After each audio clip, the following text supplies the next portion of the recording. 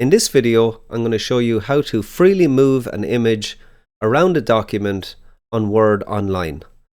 I'm going to create a new document. I'm going to insert a picture by clicking Insert, Picture. I'm going to just search on the web. Let's go with animals, and I'm going to choose this image here. I'm going to insert that image. I'm going to make it smaller so you can see how it works.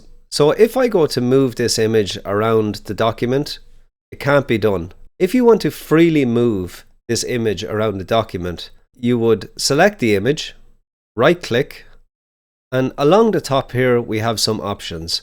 So we can choose inline with text, square left, square right, but the next two are really important. We can have an image behind the text or in front of the text. And the fantastic thing about these two features is now we're able to move the image anywhere on the document. Let me know if you have any questions and I'd be glad to help.